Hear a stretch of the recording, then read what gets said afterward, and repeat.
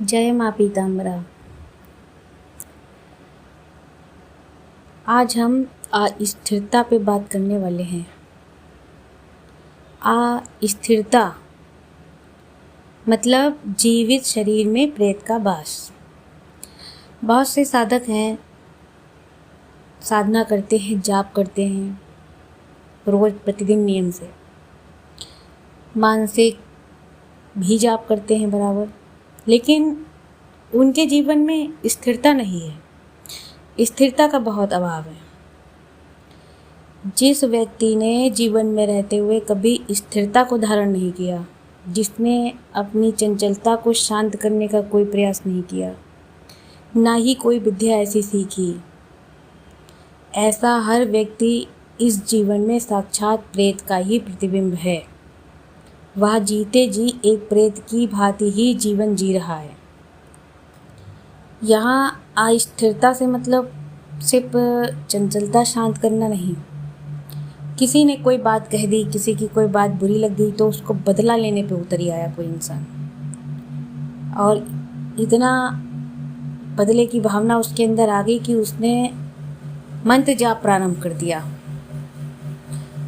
तो ऐसा नहीं होना चाहिए।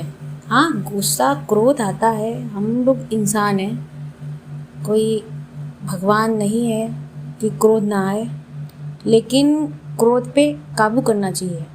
क्रोध आने के बाद मंत्र द्वारा किसी का अहित नहीं करना चाहिए।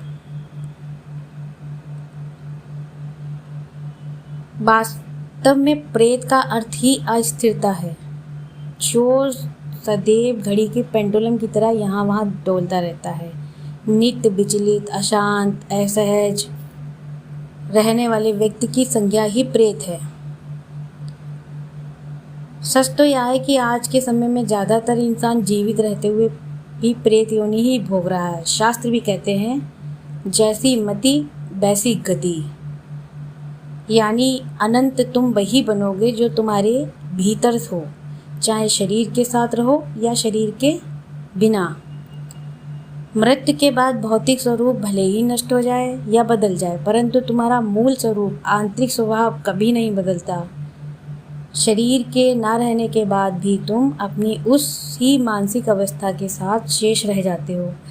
इसलिए आप जो भी पूजा पाठ करते हैं, जो भी जाप करते हैं, चाहे माँ पीताम्बरा को हो, चाहे किसी अन्य देवी देवता का हो, तो अपने इष्ट से अपने अंदर अस्थिरता के भाव को ख़त्म करने की प्रार्थना करें, स्थिर करें, अपने मन को स्थिर करें।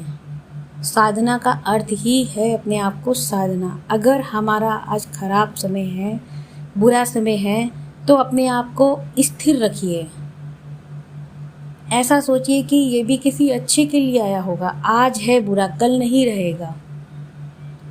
जो आज समय होता है वो कल नहीं रहता, जो कल होता है वो आगे आने वाली दिनों में नहीं रहता। समय सबका बदलता है।